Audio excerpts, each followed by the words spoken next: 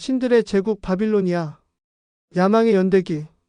바빌로니아는 인류 문명의 요람으로 불리는 메소포타미아 지역에서 찬란히 꽃피운 문명이었습니다. 이곳은 법, 건축, 신화, 그리고 인간의 야망이 한데 어우러진 복합적인 역사 무대였습니다. 그러나 바빌로니아를 단순히 과거의 찬란한 제국으로만 본다면 그 미스터리를 놓치는 셈입니다. 오늘날에도 여전히 풀리지 않은 수많은 의문과 전설은 이 고대 문명을 더욱 신비롭게 만듭니다. 바빌로니아의 기원.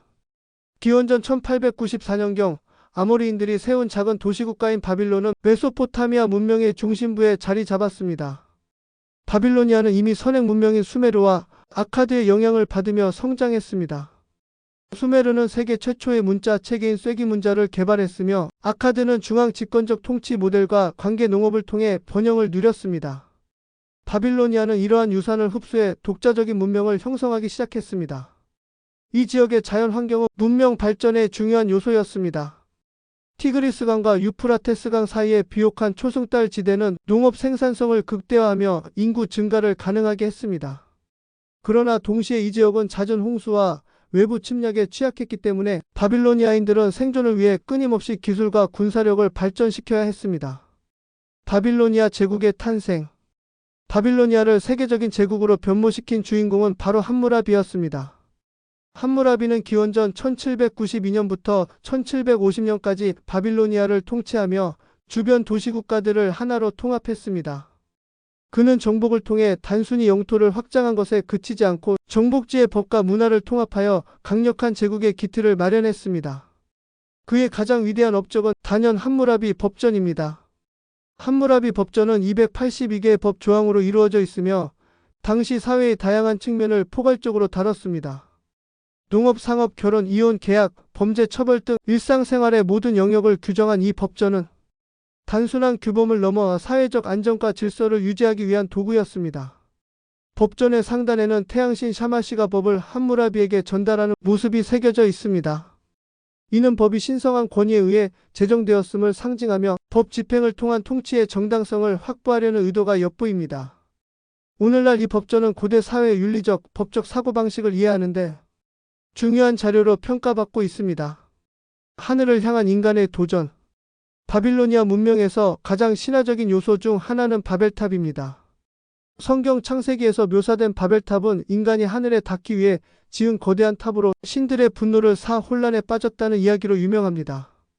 이 신화는 바빌로니아의 지구라트 건축물에서 영감을 받은 것으로 보입니다. 지구라트는 고대 메소포타미아의 사원으로 계단식 구조를 가진 피라미드 형태였습니다. 이 건축물은 단순히 종교적 의례를 위한 공간이 아니라 하늘과 땅을 연결하는 상징적 다리로 여겨졌습니다. 바벨탑의 모델로 자주 언급되는 바빌로니아의 에테메난키는 하늘과 땅의 기초라는 뜻을 가진 지구라트로 그 웅장함은 당시 사람들에게 신성함과 경외감을 동시에 안겨주었습니다. 바벨탑 신화는 인간의 야망과 신과의 갈등을 상징적으로 묘사한 이야기로 인간의 기술과 도전이 어디까지 가능한지에 대한 철학적 질문을 던집니다. 바빌로니아의 황금기. 네부카드네자르 2세는 바빌로니아의 역사를 황금기로 이끈 군주입니다. 그는 기원전 605년부터 562년까지 바빌로니아를 통치하며 정치적 안정과 경제적 번영을 이루었습니다. 그의 치세 동안 바빌론은 화려한 대도시로 변모했으며 오늘날까지 전설로 남은 건축물들이 그의 시대에 만들어졌습니다. 1. 이슈타르문. 네부카드네자르의 대표적인 건축물 중 하나인 이슈타르문은 화려한 청색 유약 벽돌과 황금색 동물 조각으로 장식된 도시의 관문입니다. 이 문은 바빌론의 위대함을 상징했으며 신성한 퍼레이드 거리와 연결되어 있습니다. 2. 공중정원. 고대 세계 7대 불가사의 중 하나로 꼽히는 공중정원은 네부카드네자르가 그의 왕비 아미티스를 위해 지은 것으로 전해집니다. 이 정원은 계단식 테라스에 수많은 식물과 나무가 심어진 독특한 구조를 가졌다고 합니다. 그러나 공중정원의 실제 존재 여부는 여전히 논란의 대상이 되고 있습니다.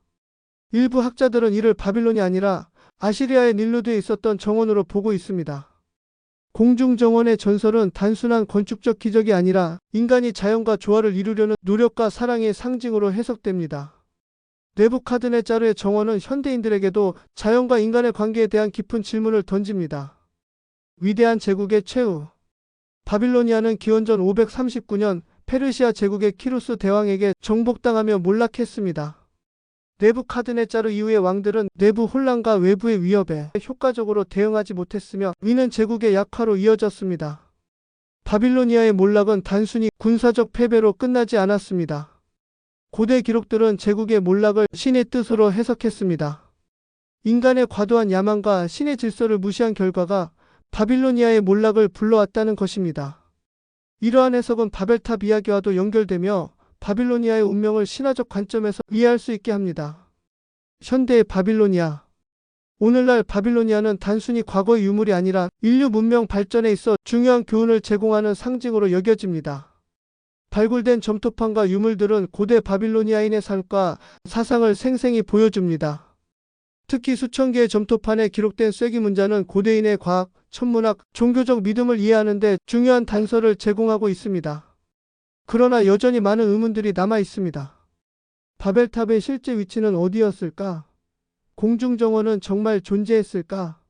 이러한 질문들은 바빌로니아를 단순히 과거의 유산으로 남기지 않고 끊임없는 연구와 탐구의 대상으로 만듭니다.